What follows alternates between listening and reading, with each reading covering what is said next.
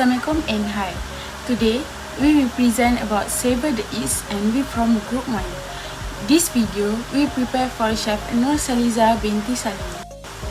Before we start, I will introduce our team members. The first one is Ain Sofia binti Abdul Aziz. Second is Muhammad Arif Ikhwan bin Muhammad Hazi. The third is Muhammad Shamin bin Muhammad Yunus. Fourth, me, Nur Atila binti Saad. And the last presenter is Nurliana Aisyah binti Kamarul Azwan. Assalamualaikum, I am Muhammad Shamin. Now I will present my part, which is the definition of East Malaysia and their dishes. East Peninsular Malaysia refers to the Kelantan, Terengganu and Pahang. Now I will briefly introduce three iconic traditional dishes from Malaysia East Coast: nasi dagang, nasi kerabu and laksam. Nasi dagang is a traditional dish from the east coast of Peninsular Malaysia, especially Terengganu and Kelantan. It consists of steamed rice infused with coconut milk, served with a flavorful fish curry, typically tuna, pickled vegetables, boiled eggs and sometimes sambal. Nasi kerabu is a distinctive Kelantanese rice dish characterized by its vibrant blue rice, which is naturally dyed using butterfly pea flowers known as bunga telang. It is served with herbs, raw vegetables, pickled ingredients, grilled meat or fish and sambal. Laksam is a traditional East Coast Malaysia dish particularly popular in Kelantan and Terengganu. It consists of thick flat rice flour noodles served in a rich, creamy coconut-based fish gravy, typically made from mackerel. It is often garnished with fresh herbs, raw vegetables, and sambal. That's all for the definition. Let's look at the next slide.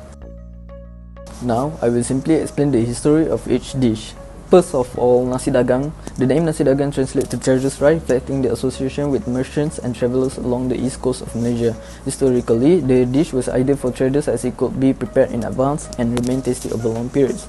Next, nasi kerabu was traditionally a festive or communal dish served during the celebrations. Its distinctive blue rice was originally considered as a special preparation for auspicious occasions. Over time, it became a popular street food and symbol of Kelantanese cuisine. Last but not least, laksam has roots in the coastal Malay communities where fish was a dietary staple. The dish creation was likely influenced by a need to create hearty meals using local ingredients such as rice and fresh seafood. Traditionally, it was a homemade dish prepared for family gatherings and festive occasions. That's all for my part. Now I will pass on the presentation to the next presenter. Thank you. Next, we are going to dive into the menu dakwa of nasi dagang, nasi kerabu and laksam.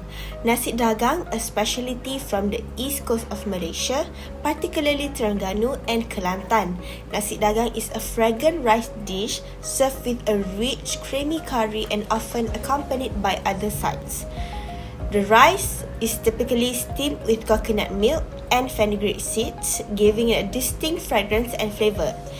Curry, it is served with a curry made from fish, usually mackerel, in a spicy coconut-based broth. And accompaniments of the dish includes a slice of hard-boiled egg, pickled vegetables, and sometimes a sambal, a chili paste for added spice. The second one, nasi kerabu. For the rice gets its blue color from the petals of the butterfly pea flower, which is boiled with the rice. The rice is typically flavored with herbs and lemongrass. For the accompaniments, the dish is usually served with a variety of sides such as grilled or fried fish, chicken or beef, a mix of fresh herbs and vegetables like bean sprouts, cucumber and lettuce. A salted egg or hard-boiled egg, kerisik, which is toasted coconut paste, sambal belacan, a chili paste with shrimp paste, and condiments, a serving of budu, fermented fish sauce, might also accompany the dish for additional flavor. Laksam noodles, unlike the usual laksa, which uses thin rice noodles, laksam is made with white flat rice noodles, which are chewy and slightly thick. And for the soup, the dish features a creamy coconut-based soup flavored with fish, often mackerel, and turmeric, creating a rich, comforting broth. For the accompaniments, laksam is usually topped with fresh herbs like mint, along with a boiled egg and sometimes a squeeze of lime for an extra zest. For the condiments, it might come with a side of sambal for some added heat and flavor. Each of these dishes highlights the rich aromatic flavors typical of Malaysian cuisine, with coconut milk, herbs, and spices playing key roles in their taste profiles. Have you tried any of these before? Hi, and Assalamualaikum warahmatullahi wabarakatuh. My name is Ain Sofia binti Abdul Aziz. So today, I will take you on a culinary journey through the traditional dishes of Malaysia, focusing on the delights from Terengganu and Kelantan. First, let's talk about nasi dagang.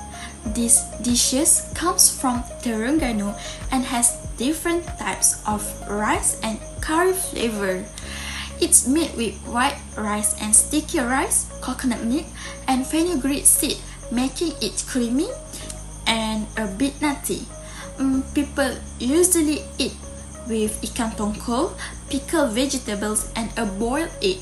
Nasi dagang is a special dish often served at wedding and celebration. Next is gulai ikan tongkol, which also comes from the east coast of Malaysia and is a bit spicier in Terengganu. These dishes use ikan tongkol in rich coconut milk with tamarind and spice like turmeric. It has a spicy, tangy, and aromatic taste. It often served with nasi dagang or plain rice. So gulai ikan tongkol show the traditional flavor of the coastal area, and sometimes in Terengganu they will eat nasi dagang and gulai ikan tongkol in the morning or breakfast. Now, let's look at nasi kerabu. This dishes is from Kelantan and has beautiful blue rice that come from butterfly pea flowers. It includes herb-flavored rice, fresh herb, salted fish, and sambal, giving it a herbal, tangy, and slightly salty taste. Nasi kerabu is usually served with fried fish, crispy snake called keropok, and fresh herb. It represents balance and a connection to nature, and many people enjoy it for breakfast. And last but not least, we have laksam, a dish found in Kelantan and Terengganu. It is known for its thicker sauce, especially in Kelantan. Laksam is made with rice flour noodles and creamy coconut gravy with fish and fresh herbs. It has a savory and slightly sweet flavor, often enjoyed with sambal belacan. This dish is comfort food for many, and it's linked to the fishing community on the East Coast. And now I'm going to show you the location of the popular restaurant that serve the most famous dishes on East, which are nasi dagang, nasi kerabu, and laksam. So I'm going to start with nasi dagang. After doing some research based on the rating by the customer and some suggestion from my self experiences, the popular restaurant to go to is Nasi Dagang Atas Tol in Terengganu. Nasi Dagang Atas Tol is very popular in Terengganu and has 4 branches around Terengganu. The rating from the customer review is 4.5 stars, which is, for me, is a high rating. The second one is restaurant Nasi Dage Raya Basmati, which is in Kelantan. The restaurant uses basmati rice that give more aroma and enhance the flavor and the deliciousness of these dishes. The rating they got is 4.4 stars by the customers. I'm going to show you the popular restaurant and the location that serve nasi kerabu. The first one is Fauzi Nasi Kerabu in Terengganu. This restaurant's specialty are fragrant blue rice, mouth-watering grilled meats, crispy crackers, and signatures bodo sauce. The rating that the customers gave them is 4.4 stars. Next is Lini Nasi Kerabu Tumis in Kota Baru, Kelantan. This restaurant is a Kelantanese specialty that wouldn't found on anywhere else, with flavorful of tumis sauce, succulent grilled meats, crispy crackers, and fresh herbs. Their given rating by customers is 4.3 stars. So for the last one, I'm gonna share you the popular and location of the restaurant that serve bestest laksam. The first one is Nasi Kerabu Keramat, Kuala Lumpur. Known for its authentic laksam, this restaurant has been serving customers for over 14 years, making it a well-established favorite among locals, and the rating of this restaurant is 4.0 stars. The next one is Kantan. It's a well-known restaurant in Kuala Lumpur that specializes in authentic Kelantanese cuisine, offering a true taste of the East Coast rich culinary heritage. Among its signature dishes is laksam, and this restaurant rating is 4.3 stars only. So that's all the sharing of the popular restaurant of the most famous dishes on East from me. Thank you. There are several types of East Coast food beside the presenter list above. Here, I will like to explain the several types of East Coast food, which consists of ketupat sotong, singgang daging lengkuas, gulai kawah daging with ubi stelo, keropok leko, and the last one, East Coast food from Pahang, is ikan patin gulai tempoyak. So now, I want to share a little bit about the recipe that we present, which is consists of nasi dagang, nasi kerabu, and laksam. In this slice, for nasi dagang, the main ingredients are glutinous rice and nasi dagang rice, which have been soaked for 1 until 2 hours. To cook this nasi dagang, it's not just a cook like regular white rice, but it's need to be steamed 2 times for 30 minutes to 40 minutes. Now, the ingredients and the cooking method for acar timun. This nasi dagang must be eaten with acar timun. Acar timun that has been cut and coated with vinegar, water, which has a saltiness, sweety, spicy, and a sour taste. Next, ingredients of gulai ikan tongkol.